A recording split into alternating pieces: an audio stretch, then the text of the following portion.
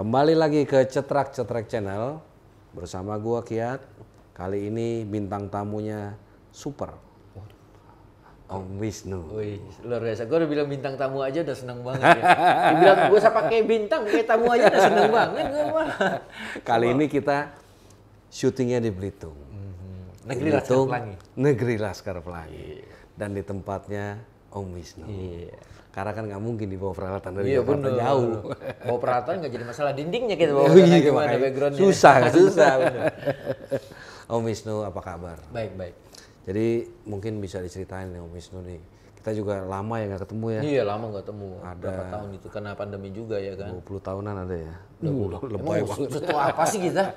Perasa masih muda-muda gitu. Masih muda-muda. Rambut aja belum hitam semua. Iya. Om Wisnu mungkin bisa ceritain sedikit buat pemirsa Cetrak nih. Pengalaman di dunia apa namanya? Jangan dunia hitam. Itu bukan ya. Itu bahasanya ngeri Om. Di dunia. Di dunia fotografi dan videografi. Oh, fotografi dan videografi. Gimana nih? Kita mulai dari mana nih? Ya awalnya bagaimana sih begitu terjun ke dunia fotografi terus lalu ke videografi? Gitu. Ya awalnya ketertarikan itu sih ya. Kayak yang di TV nggak? Yang di salah satu TV. Mulanya sih coba-coba Pak ya, tapi lama-lama karena ada duitnya. Awalnya sih memang ketertarikan dalam konsep seni gitu ya. Awalnya seni. Saya suka melukis. Oh, nggak suka ngelukis? Suka bikin komik, walaupun nggak pernah populer komiknya gitu. Iya. Nah lalu melihat ke fotografi, dunia fotografi, saya melihat ada satu dimensi yang berbeda ketika sebuah konsep kita hadirkan lalu dengan hasil jepretan gitulah. Oke. Misalnya pengambilan gambar yang ya, di cropping, lalu ada konsep pengambilan tata cahaya yang bagaimana kita kenal strobis atau yang main shadow. Ya kalau saya lebih sering di luar itu kan lihat fotonya agak beda ya, mereka lebih bermain pada lighting gitu ya, shadow-shadownya ditampilkan. Nah kalau di Indonesia masih kebanyakan lebih suka kinclong gitu ya, semua gak ada. Jadi muka orang tuh kayak mana gitu. Jadi kok bisa beda konsepnya seperti ini, gimana? Padahal alatnya sama. Oh ternyata tata cahayanya gitu. Lalu ketika sebuah gambar kita melihat gambar potret khususnya atau human interest gitu ya, itu ada pesan-pesan yang bisa kita curahkan gitu loh di dalam sebuah gambar gitu. Berarti genre apa Om yang waktu itu disukai? Saya waktu itu lebih suka ke HI kali ya.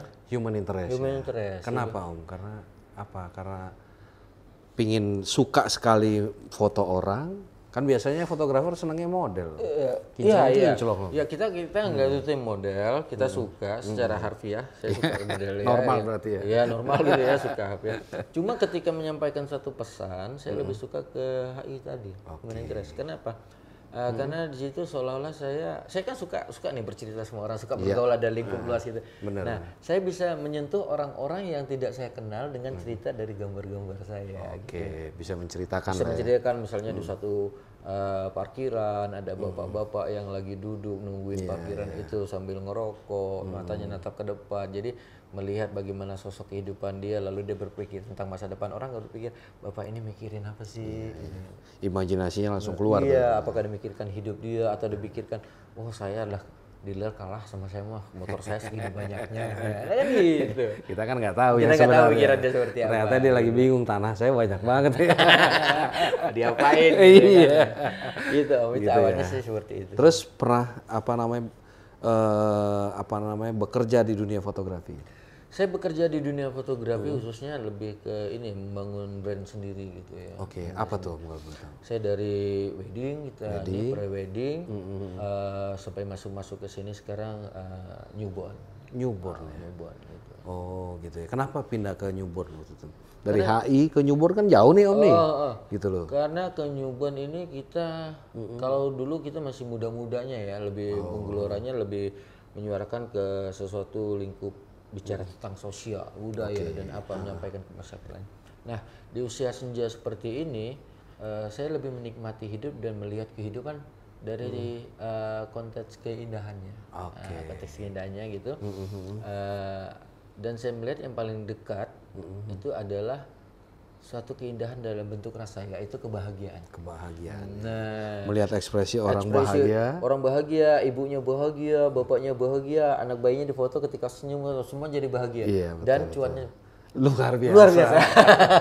Mungkin itu Orang salah lagi seneng, satunya. Pak. Iya. Orang lagi seneng. Wah, gue udah dapet anak nih, kembar lagi. Iya. Pak berapa? Sekian jeti. Ya udah tuh, gue pingin properti nih. Boleh Pak, tapi kita harus pesan dulu nih. Iya, Tambah lagi kan. Apalagi kalau kakeknya kan yang Apalagi lihat kan. kalau kakeknya. Aduh, tambahin lagi kalau Tambahin perlu. lagi ya udah. Kalau bisa foto sama kakeknya, ya kan gitu. Benar, Tapi semua bicara tentang ini sih, minat dan rasa. Benar. Rasa. Jadi setiap orang itu pasti ada perubahan, pasti ada ya dana grab atau turun grab itu kita nggak tahu ya, masing-masing lah. Tapi ketika saya mungkin ada orang yang suka dengan foto-foto flower atau apa, suatu saat dia kok aku motonya yang nggak bergerak, tiba-tiba aku pingin model yang ada gerakannya, ada ekspresinya, itu akan ada perubahan. Nah, berarti waktu itu belajar fotonya secara otodidak atau pernah sekolah, Om? Saya kalau dibilang oto, saya termasuk ini Om ya, termasuk dari kalangan yang tidak mampu. Jadi saya tidak mampu beli oto, jadi tidak otodidak. Sharing-sharing sama teman, belajar dari gimana, dan basic saya Om. Memang basic kita di foto. Saya pernah kerja di studio foto jadinya. Jadi intinya kalau mau belajar kita nggak perlu malu. Nggak perlu malu. Mau bertanya. Ngapain malu Om? Iya. Tapi kerja foto di sekarang di masa ini saya rasa lebih lebih punya kelas tersendiri ya. Beda kalau kita dulu, zaman dulu dianggap foto keliling Om. Oh iya. Moto ya cekrek, cekrek. Oh belum lagi narik. Ada yang 12 film, 24, 36, salah-salah tarik kebakar, Nah, orang marah-marah. Ibu saya bilangnya, lu jadi tukang foto. Ya, tukang foto kan. Sekarang keren fotografer kan, kalau tukang foto kan. Ingat kan zaman analog dulu tuh, cekrek. Aduh salah-salah gambar susah. Benar. Sekarang udah sangat mudah. Iya. Jadi manfaatkanlah. Kalau bicara masalah malu, profesi apapun jangan pernah malu. Iya, gengsi dihilangkan ya. Gengsi dihilangkan. Benar. Kita punya harga, kita punya kemampuan, khususnya punya skill. Yang dilihat orang itu skill kita. Iya. Nah, menurut Om Wisnu nih, kira-kira dari kita belajar nih ya, dari kita belajar kan kadang-kadang teman-teman yang baru mau mulai ataukah memang yang dia hobi, kenapa juga nggak dijadikan uang nih? Itu kan banyak juga. Iya. Nah, silakan kalau mau ngopi. Iya, makasih. Kebalik ya. Makasih. Ini, aduh, tuan rumah yang udah hati ya. Padahal aus juga. Ayo minum. Tambah. Enggak. Gimana? Nah, jadi karena banyak juga sebenarnya supaya kita settle untuk benar-benar bekerja ataukah ngasih harga itu di range berapa tahun sih? Sebenarnya itu tidak ada ukuran. Tidak ada ukuran kita harus di berapa tahun. Bahkan ketika kita terjun saat ini kita sudah bisa ngasih red card kita harga kita ya, sudah bisa kasih red card kita. Asal kita bertanggung jawab dengan hasil karya kita dan bertanggung jawab dengan konsumen. Oke, iya. Kadang-kadang kan ada juga yang nggak pede. Aduh, mau ngasih harga, takut hasil fotonya jelek atau gimana. Itu mengantisipasi itu gimana? Sebenarnya itu bukan diantisipasi, tapi harus disiasati. Oke. Cara mensiasatinya satu, gandeng orang yang sudah terjun dahulu. Kita jangan malu tadi ya. Benar. Jangan malu jadi asisten mereka atau bahasa dulunya pembantu kameramen atau apalah gitu ya. Nah, di situ kita ngomong aja, jangan terkesan kita mencuri ilmu atau bahkan nanti mencuri job gitu ya. Benar. Bang, Pak, Mas, Mbak atau apa, saya ingin belajar foto. Saya punya dasar-dasar seperti ini. Cuman untuk mematangkan dan belajar memahami konsumen seperti apa, saya ingin belajar sama Mbak dan tolong bimbing saya untuk teknik-teknik foto yang mungkin bisa mengembangkan dari karya-karya saya. Nah, kalau kita sudah berjalan seperti itu, kita akan tahu. Nah, range harga yang bisa kita tawarkan berapa? Iya. Tentunya setiap daerah itu punya standarisasi harga apa. Karena kita pemula, kita boleh turun, tapi jangan banting harga. Jangan banting harga. Ingat kita boleh turun. Jangan banting harga. Nah, kenapa? Dengan kita banting harga, kita seolah-olah justru meremehkan profesi kita. Benar. Bukan masalahnya rebutan job. Enggak, kita kasih harga satu job sekali ngejob wedding 5 juta atau yang satunya ngasih sekali job 1 juta atau 700, masing-masing ada rezekinya. Iya, Masing-masing betul, ada betul, peminatnya. Cuma jangan sampai merendahkan profesi kita gitu loh. Misalnya gini Om, ya, yang sering banyak tuh gini, saya punya price 5 juta, terus temen 3 juta. Tiba-tiba dengan satu klien kita menawarkan sama-sama. Dia melihat kepinginnya sama kita kliennya, tapi mau sama harganya yang 3 juta ini. Dan kadang-kadang si foto saya ini malah menerima dengan harga segini. Salah nggak? Lihat kebutuhannya. Andai kata si fotografer saat itu punya rent 5 juta, tapi tiba-tiba dia ada konsumen yang minta di 3 juta, ya kan? Kalau konsumen kadang-kadang kita lihat ada yang memang kita komersil, ada yang memang ini teman kita, atau yang memang kita pingin terjun aja, senang atau hobi aja. Nah itu bisa terjadi gitu. Atau memang saat itu kita lagi butuh nih, apalagi masa pandemi ya. Masa pandemi keluarga kita lagi butuh duit, lagi apa semua berapa job ada yang hilang, ada yang tanpa bekas atau tidak dapat job sama sekali, tiba-tiba ada job seperti itu. Ya udah mungkin kali itu kita bisa. Karena selain menolong dia, kita juga tertolong untuk kehidupan keluarga kita. Tapi nanti setelah, tapi tidak semestinya harus begitu terus. Kita harus punya grip, kita harus punya harga dengan catatan kualitas kita memang layak. Gitu. Iya.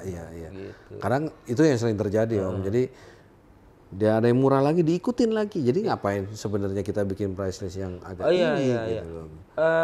Ini tergantung bagaimana sudut pandang dan pola pikir kita. Apakah kita melihat kerjaan kita adalah sebuah karya yang punya nilai tertentu, atau kita hanya sekedar ngejar job yang penting pundi-pundi kita terisi. Nah, berarti kalau kita bukan kita idealis ya, bukan idealis kita, oh harga saya gini. Enggak, kita harus pikirkan equipment kita seperti apa, peralatan yang kita bawa seperti apa. Kalaupun kita butuh tenaga bantuan nanti kita bawa orang, kita sudah ngasihnya berapa begitu. Lalu untuk proses editing, listrik, rokok dan apa itu kita perhitungkan semua. Kan begitu. Jadi tidak semena-mena kita nawarkan harga itu mentang-mentang terkenal kamu lalu begini-begini. Tentunya ada beda kualitas yang kita tawarkan. Betul. Dengan kualitas kita equipment atau peralatan kita seperti ini, lalu pada yang mahal dari sebuah peralatan kan ini bukan kameranya Om, tapi perentelannya. Benar. Lensanya nanti perlu lightingnya, perlu apanya, perlu ini itu. Nah itu yang sebenarnya yang bikin mahal. Beda. Nah Pak, kita punya, memang kita tawarkan Pak, silakan ini kualitas kita seperti ini, ya kan, dengan jaminan mutu, estetikanya Bapak tahu, selera saya seperti apa. Seperti apa gitu ya. Kalau Bapak minta 3 juta, bisa nggak Pak naikin dikit gitu. Saya turun dikit, Bapak turun dikit, naik dikit. Negosiasi dulu kan itu. Jadi bisanya berapa? Gini deh, Bapak naik 1 juta, saya turun 1 juta. Kan adil Pak, jadi kita di poin 4 juta. Oke, ya. Kan gitu. Lalu seorang fotografer dia harus punya ini ya, punya public speaking yang bagus. Bukan dia menjual diri dia, tapi dia bagaimana mindset orang lain. Lu kalau nggak pakai gua rugi lu. Iya, benar. Itu yang harus nilai jualnya. Brand diri ya. Brand kita gitu loh. Jadi kita nggak akan mudah turun harga. Saya pernah di satu saat di range tempat satu daerah itu misalnya 3,5 juta gitu ya. Waktu itu ya itu 3,5 juta. Kalau zaman dulu kata Om Bambang kan pakai roller, bayarnya pakai roller. Kita sekarang enggak ya. Oke, satu sekali turun berapa gitu 3,5 juta. Saya bandrol 6 juta. Kok kenapa enggak diturun? Anda ikut harga sini Pak, harga sini. Saya jual kualitas. Kedua, saya melatih skill saya. Banyak waktu yang saya buang, banyak sesuatu yang itu untuk eksperimen dan butuh biaya dan apa. Nah, kita harus punya portfolio kita. Ini hasil-hasil yang pernah saya. Jadi mereka bisa lihat ya. Iya, Bapak cocok yang mana? Ini bagus ya. Kita tampilkan yang bagus-bagus dong, jangan jelek-jelek. Bagus-bagus dong. Nah, kira-kira Bapak kalau momen seperti ini di harga seperti itu, lalu bisa disimpan seumur hidup, sekian tahun, filenya bisa dicetak nanti tetap hasilnya bagus, rugi nggak Bapak? 7 juta ya, misalnya kayak gitu. 7 juta. Foto begini. Kalau saja foto ini terpakai sekitar 20 tahun, ya kan? 20 tahun berarti 1 tahun hanya 3,5 juta. Benar.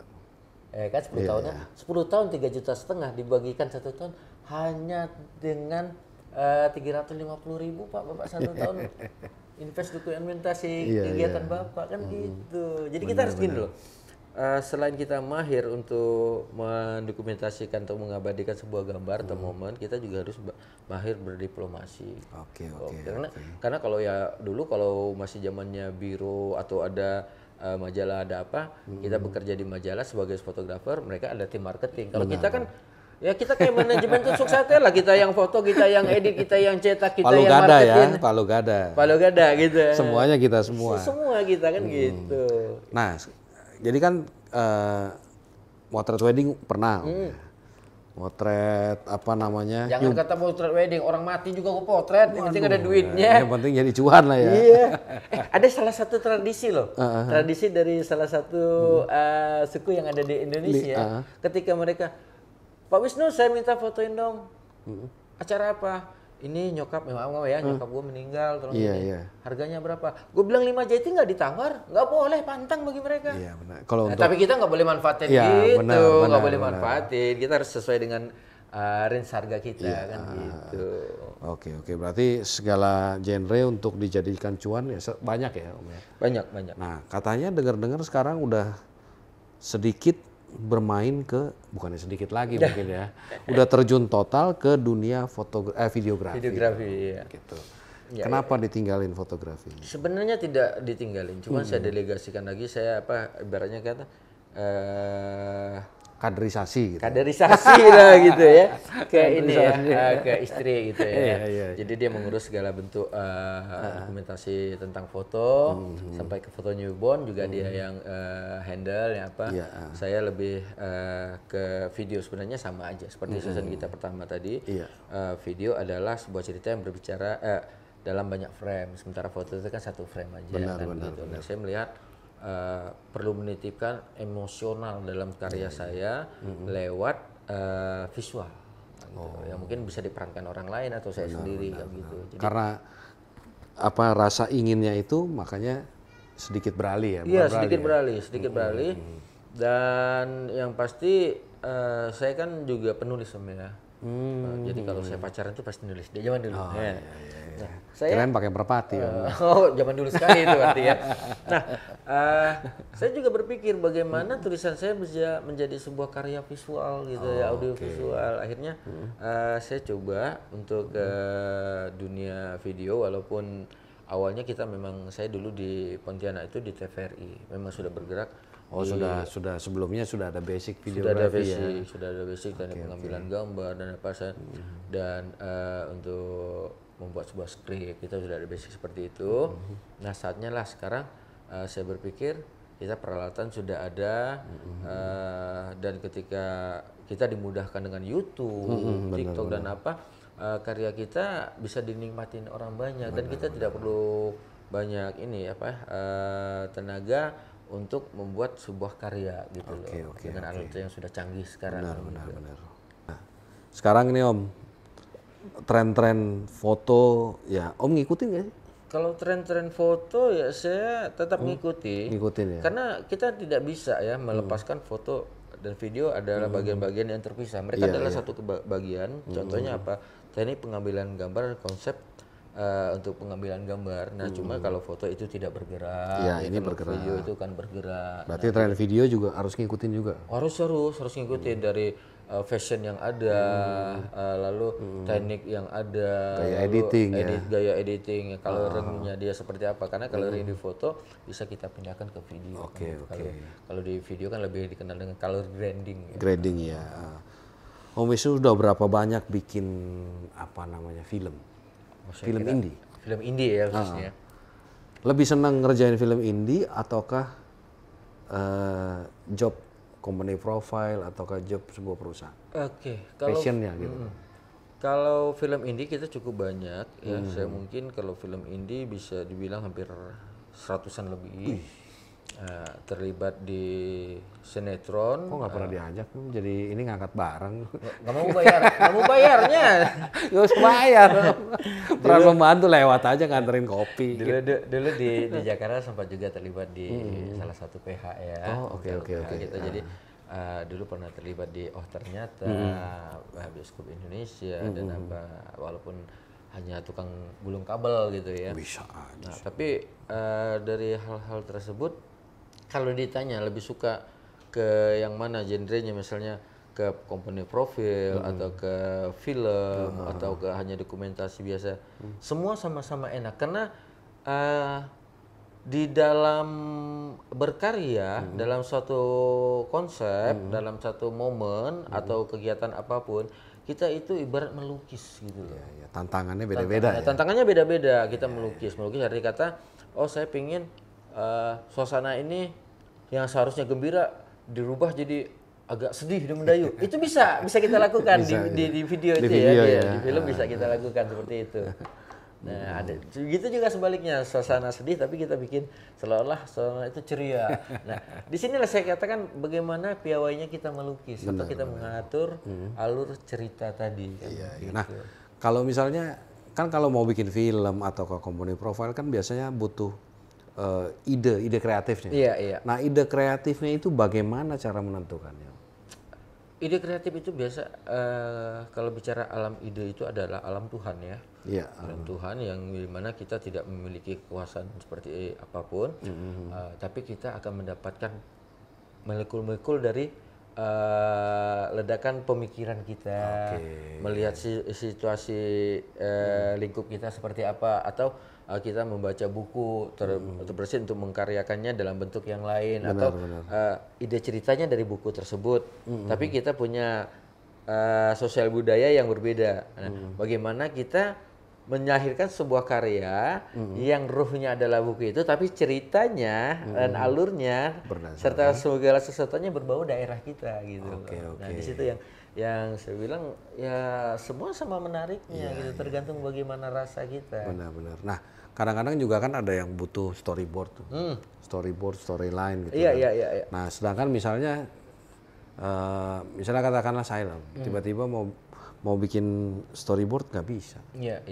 Apakah kita melibatkan orang lain, ataukah kita hire, ataukah kita sendiri yang mengapresiasikan melalui tulisan? Iya, gini.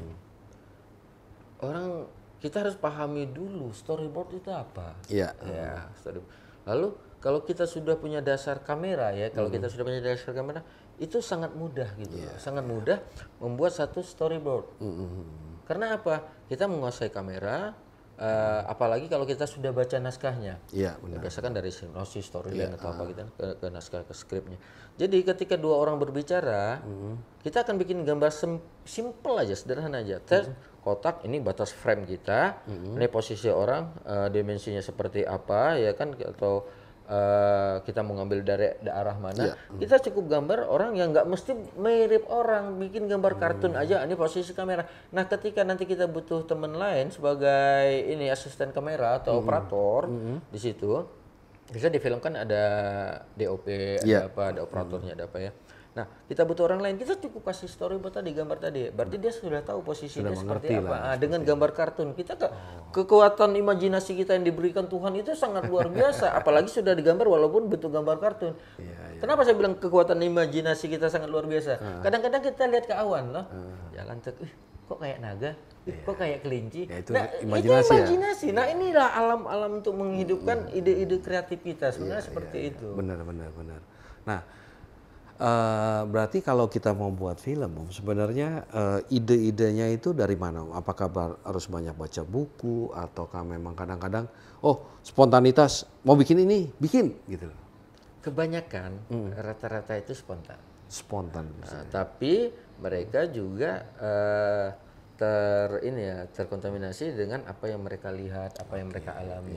Gitu. Misalnya nonton film, ini bisa aku punya ide gini nih, bisa mungkin lebih cocok baca buku. Iya cerita ini bagus nih, tapi aku pengen settingannya lain. Nah, itu bisa. Atau tiba-tiba mimpi gitu, atau ada ide. Di tempatku ada ini nih, bikin lucu-lucuan gitu. Nah, gitu.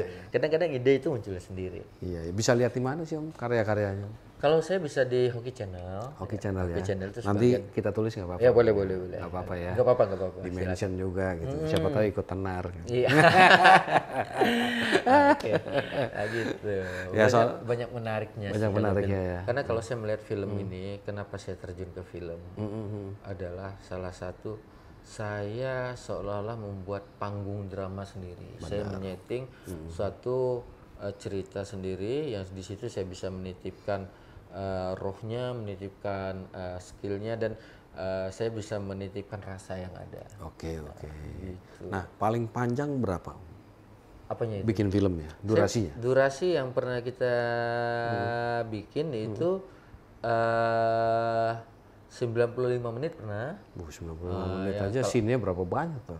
Scene itu tergantung kebutuhan sih, karena kita kalau berpatokan pada scene, satu scene itu kalau yang scene-nya pendek itu sekitar 1 menitan atau ke bawah gitu ya. Kalau scene-nya panjang, dialognya agak panjang itu bisa berapa menit. Nah, scene itu tergantung dari alur cerita, karena scene itu ada bagian dari babak dia gitu kan, babak 1, babak 2. Karena scene nanti akan terpotong lagi, scene ini apa, take berapa gitu kan. Nah, jadi scene tergantung alur cerita di mana kita mencurahkan sebuah karya. Misalnya kita set lokasinya ada di berapa tempat, banyak tempat, tentu banyak scene yang akan kita adakan. Nah, tapi kalau set lokasi hanya seperti film situasi atau drama situasi, komedi situasi, mungkin scene-nya tidak terlalu banyak, hanya scene dari dialog dan munculnya tokoh-tokoh itu aja. Sementara setting tempatnya hanya di situ aja kan gitu. Kalau kita banyak tempat, kita perlu bikin establishnya lagi, perlu bikin perpindahannya seperti apa untuk ujung-ujungnya akan sangat mempengaruhi dari scene itu sendiri. Nah, minta saran nih Om, atau memberikan tips buat pemirsa gitu ya. Kalau kita mau bikin film ataukah bikin yang sifatnya video lah ya, itu step-stepnya apa aja sih? Gitu. Pertama harus misalnya punya ide atau lalu ini, terus sampai krunya gitu loh. Yang pertama tuh punya niat. Kalau nggak ada niat nggak jadi. Biar lu punya ide cerita yang gimana, tapi nggak punya niat nggak bakalan. Mau duitnya banyak. Mau duit banyak gimana gitu. Oke. Jadi fase yang biasa terjadi itu adalah penentuan tema gitu. Kita ada skrip dulu. Sudah ada alur ceritanya, temanya udah dapat tadi. Biasanya itu dibangun mulai dari buat premis. Premis itu adalah satu kalimat yang menggambarkan dari keseluruhan cerita. Misalnya satu premis itu, aku ingin menjadi polisi, tetapi jadi ada keinginan, ada halangan, ada tantangan. Nah, setelah itu baru turun jadi sinopsis. Budi yang ingin menjadi seorang polisi, tetapi dari keluarga yang tidak mampu. Sementara di sekolah dia karena terlalu tergolong anak-anak yang pintar dan lebih dekat pada kutu buku gitu kalau misalnya. Kutu buku gitu. Begitu ya, ke perpustakaan dan dia sering dibully sama teman-temannya yang lain, gitu. Nah, berarti kita nggak punya pengalaman menulis pun bisa. Gitu. Bisa. Nggak ada masalah. Nggak ada masalah. Yang penting kita harus tahu kuncinya. Nah, dalam menulis sebuah karya itu, khususnya untuk film, kita harus tahu konsepnya adalah harus ada alur cerita. Harus ada pengenalan tokoh. Konflik. Klimaks. Lalu anti klimaks. Nah, itu akhirnya mau diputar-putar seperti apapun tergantung bagaimana si kreator tadi meraciknya. Karena kita sering dengar ada film yang linear, ada film flashback. Apa sih flashback itu? Nah, ini flashback inilah pemutar-mutaran dari scene-scene tadi, ada alur ceritanya. Alur maju, alur mundur. Alur mundur. Nah, seperti itulah.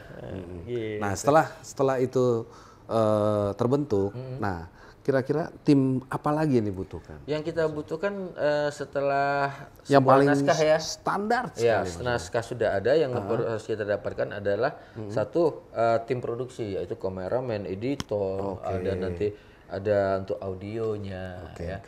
Lalu kedua yang harus kita miliki, rekrutmen untuk pemain.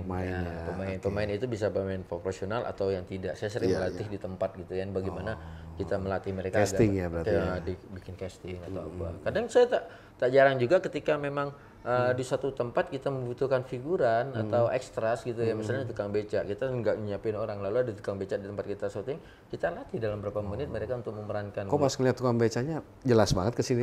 Ada nuansa-nuansa, saya terimajinasi gitu loh. Nah, selain itu apa Om kira-kira yang dari Persiapan tadi itu ya. persiapan tadi. Saya rasa mental. Mental ya. Mental. Karena kita tidak perlu atau tidak usah berpikir kalau kita ini sudah menjadi seorang senias yang hebat, yang terus belajar.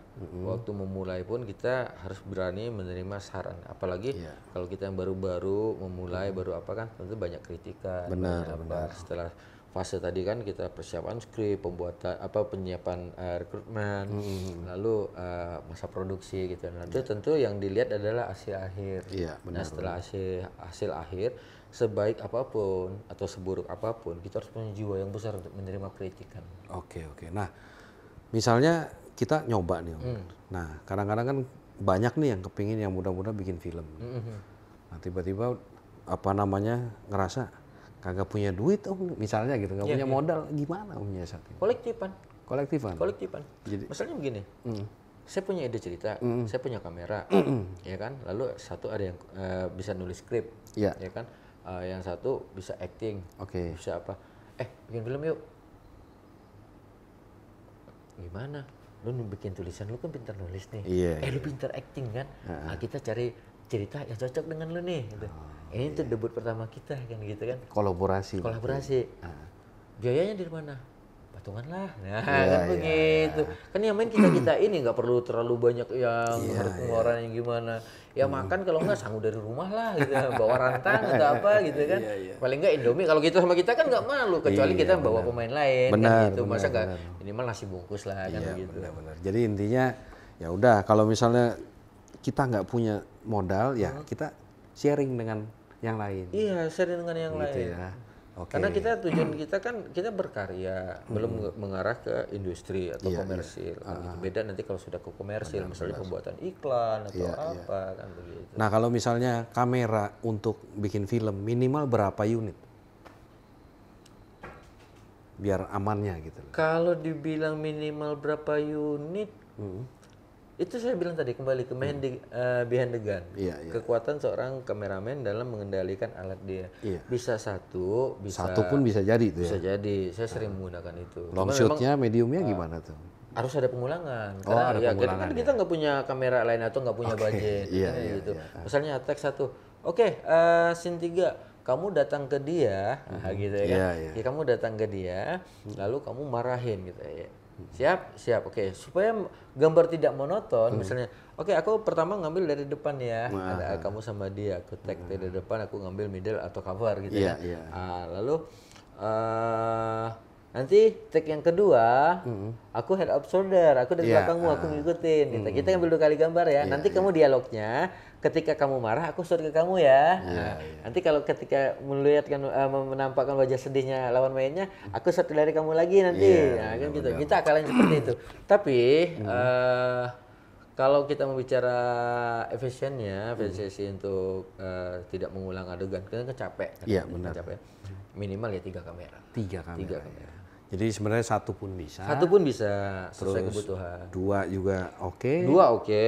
3 lebih baik. 3 lebih bagus. Oke. Nah, sekarang kita berbicara film-film ini mau diapain? Apakah hanya untuk kesenangan diri sendiri? Apakah untuk eksistensi diri? Ataukah punya nilai ekonomis tersendiri? Tergantung dari si kreator tadi. Apakah dia melihat film atau video atau gambar yang diambilnya itu adalah sebuah ajang untuk meningkatkan skill dia yang tujuan akhirnya adalah komersil atau menjadikan industri. Portfolio berarti ya? Portfolio. Atau itu hanya sekedar buat dia senang-senang aja. Untuk misalnya ada teman satu sekolah, ayo kita bikin film yuk. Atau satu kampus yuk kita bikin film yuk buat kenang-kenangan. Nah, tergantung dia. Oke, berarti intinya adalah semakin kita banyak portfolio, semakin mudah kita berjualan tentang diri kita sendiri. Kalau berjualan itu tidak mesti di satu karya aja kan pastinya. Lalu kita mau lihat segmen kita kemana, apakah kita ke film, karena film ini kan sudah meluas ini. Bahkan anak-anak ulang tahun sudah bisa kita film, ya kan kita bisa untuk acara-acara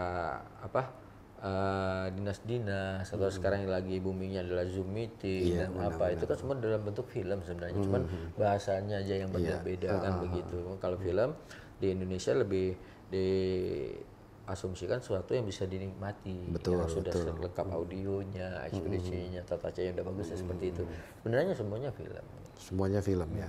Nah, untuk sebenarnya untuk rekomen film-film itu bisa diambil dari mana? Apakah dari website kah? Apakah dari apa gitu? Supaya kita punya ide-ide fresh gitu. Ide-ide fresh itu memang kita tidak bisa menutup kemungkinan bahwa setiap individu mereka yang berkarya baik di dunia fotografi ataupun videografi mereka adalah plagiat. Oke. Tapi plagiat yang tidak mutlak saklek plagiat atau saya lebih senang mengatakannya itu ATM, amati tiru modifikasi. Oke.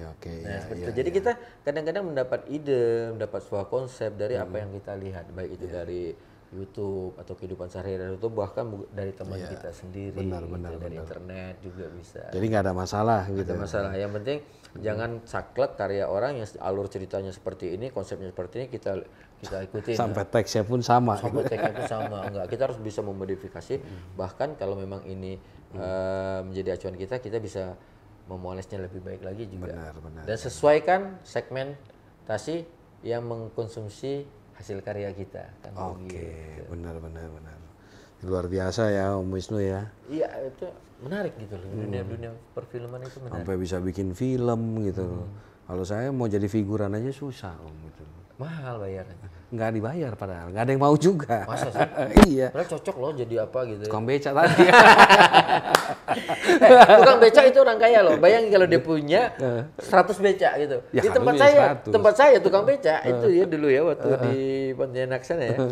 Tukang beca, dia memang tukang beca, tapi dia ada 20 sampai 30 beca. Itu Kaya raya. juragan beca Om. Juragan beca dia, tapi tetap tukang beca. Nggak ada bilang dia pilot, nggak ada bilang dia pegawai negeri, kan tetap tukang beca. Benar. Nah, kira-kira untuk yang terakhir nih, memberikan tips buat generasi muda nih untuk berkarya tuh apa? Satu, pelajari, amati ruang lingkup tempat kamu setiap hari berada. Misalnya Om. Misalnya di sekolahan. Kan sayang nih, kalau bikin film juga nggak mesti pakai kamera kan, pakai HP juga bisa kan begitu kan. Nah, tinggal bagaimana komposisi kita pengambilan gambar aja. Nah, di kantin itu banyak kejadian-kejadian lucu, banyak hal-hal yang kadang-kadang itu justru menjadi nostalgia bagi mereka yang sudah lewat gitu ya kan. Misalnya gini, ada anak yang makannya dua bayarnya satu, ada temennya lagi ngelobi cewek buat apa ya? Ya mau nembak gitulah ya, PDKT atau apa, atau ada lagi khasnya bersenda gurau, ada satu yang lagi nyeritain gurunya. Nah, ketika kita mampu mengonsep itu sebuah jadi alur cerita, itu film. Itu film udah. Itu film. Nah, apalagi di ruang lingkup terdekat kita kan di kantin. Nah, nanti misalnya pulang, misalnya kita ada yang suka nongkrong di kafe atau apa. Nah, cerita mereka di kafe tentang apa itu bisa dijadiin film atau melihat kehidupan misalnya waitressnya atau orang di kafe atau bahkan cerita kita sendiri. Kita bisa filmkan, kita videokan, kita bikin ya 3 menit, 2 menit itu juga sudah sebuah karya. Atau yang nanti lebih suka berolahraga, nanti teman-temannya berolahraga. Bahkan dialog-dialog kita ini kan kalau kita pikir ini ngapain ini ngobrol-ngobrol nih. Tapi intinya kita mampu meramunya dan ingat harus ada nilai informasinya di situ. Intinya itu. Jangan main asal buat aja. Jangan asal buat aja, itu bukan karya kan gitu. Berarti Tapi boleh disimpan.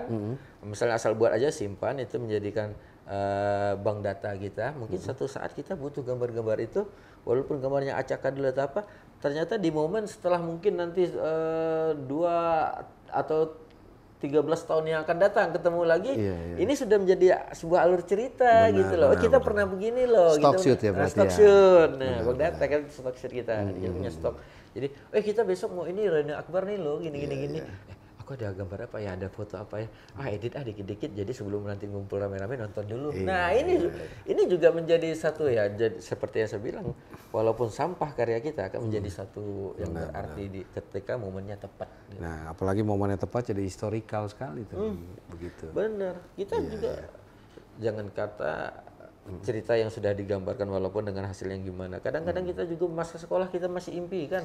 Pernah kan mimpi kan ingat masa sekolah. Padahal udah belasan tahun yang lalu. Indah kan begitu. Kalau sekarang beban Om. Kenapa? Beban tiap bulan. Iya. Iya anak ya. Bener kan? Kalau dulu kan mau main, jajan gitu. Iya jajan, kita taunya nuntut aja. Iya. Nah ini juga bisa menjadikan alur cerita yang di kantin tadi misalnya kan.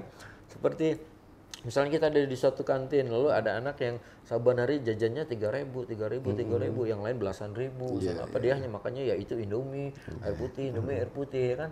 Nah kita bisa ulik itu jadi sebuah cerita. Ternyata anak ini bukan kalangan anak yang ini, anak orang tidak mampu. Dia orang tuanya orang mampu. Kenapa dia membatasi? Ternyata dia punya prinsip hidup. Dikasih jajan 15.000, 5.000 dijajanin, ya kan? 3.500 itu dijajanin di sekolah, 1.500 nanti buat dijajan di luar, buat minum air. Yang 10.000 dia simpan. Ternyata anak ini berpikiran ke depan ingin meraih sesuatu gitu dengan hasil tabungannya. Nah ini kan bisa kita ulik dan ini ada edukasinya gitu loh. Itu jadi sebuah cerita. Sebuah cerita itu menarik kalau kita mampu meramunya. Oh besok bikin Om, saya dikasih uang segini, mau jajan nggak bisa, mau bisanya pulang pergi doang. Kenapa itu? Ya kurang dikasih Nah ketika dikasih kurang, ingat nggak ada pernah nonton film ini nggak? Anak yang datang terlambat sekolah dimarahin sama gurunya, marahin terus setiap pagi, tangannya dipukulin apa. Ternyata sebelum dia pergi sekolah, dia harus bertukar sepatu dengan adiknya. Itu kalau nggak salah film Turki. Di situ kan sebuah alur cerita yang menunjukkan bagaimana niat anak ini untuk sekolah dengan satu yang terbatas, tapi terlambat terus sama tadi. Uang jajannya kurang, uang apanya kurang kan begitu. Nah jadi ya bagaimana kita merakitnya. Atau yang satu yang pernah populer film indie juga, kita sering ya belanja di supermarket, dikembaliin gopean, tapi nggak ada duit gope, kasih permen, ya kan. Satu saat permennya dikumpulin nih, udah stoples. Buat belanja nggak bisa, padahal itu nilainya 3 biji 500 juga. Sama dengan apa yang dikembalikan kan? Dikembalikan, seharusnya supermarket tadi menerima kan seharusnya gitu. Nah ini kan edukasi juga, betapa di dunia bisnis ini sudah ada kebobrokan yang memang merugikan konsumen. Nah kan gitu sih, hal-hal simpel itu bisa jadi ide kreatif loh. Bener Om. Tapi luar biasa Om ya, bikin film udah, fotografi juga udah gitu loh. Kedepannya mau ngapain? Kedepannya saya pingin regenerasi. Saya pingin punya sanggar, sedang saya bangun sekarang, namanya Rumah Acting. Rumah Acting. Jadi di situ. Di Belitung Om ya? Di Belitung, insya Allah di Belitung.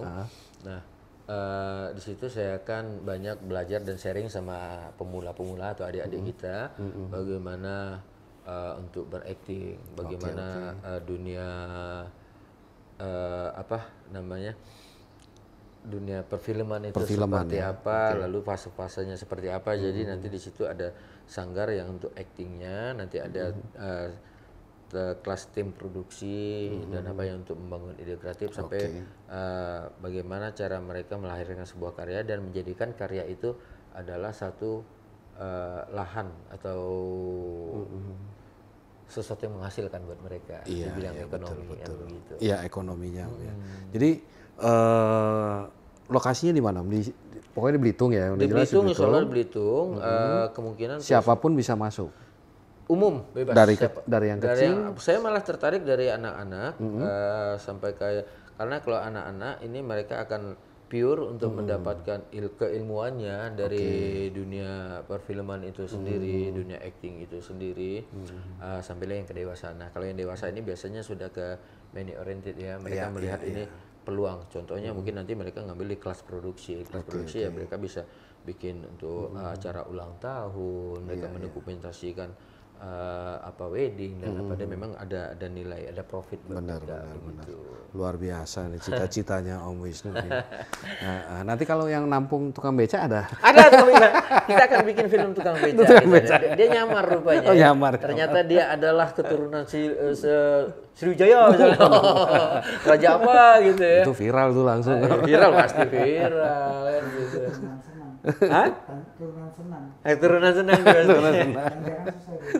Turunan sih enak gitu ya, tanjakan ngengkolnya sakit. Gitu. Jadi banyak hal yang bisa kita lakukan dengan dunia fotografi dan videografi dunia perfilman. perfilman ya. Banyak hal. Mungkin kalau dulu sama seperti musisi ya, fotografer ini sama seperti musisi. Kalau zaman dulu kita ingat kan masa kecil, gonjreng-gonjreng atau di perempatan biasa ngumpul sama teman-teman ya, tuh jang main. Orang tuh bilang tuh ngapain lu mau jadi pengamen lu?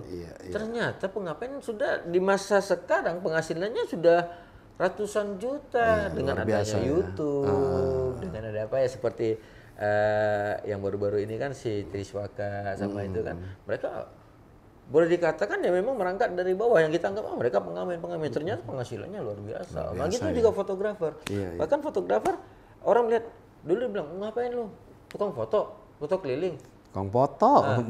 Mereka hanya melihat esensinya ketika kita bekerja untuk konsumen. Tapi mereka tidak melihat fotografer atau videografer. Mereka tadi ada stock shoot yang saya bilang, Om bilang tadi stock shoot baik foto atau video gitu.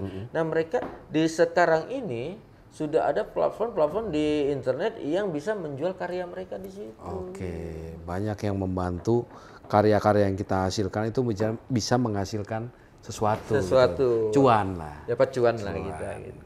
Luar biasa Om Wisnu. Om Wisnu, terima kasih banyak atas tempat dan waktunya. Kopinya nggak disebut. Oh, kopinya juga terima kasih. Juga, luar biasa. Udah 2 gelas. Iya, udah gelas. Satu situ. Kan gitu. Yang tadi udah dibawa ke belakang. Sukses terus. Mudah-mudahan juga sanggarnya juga berjalan. Amin. Dan semuanya tetap berkarya. Terima kasih banyak. Sama-sama Om. Sukses selalu. Sukses selalu. Bye-bye. Bye-bye.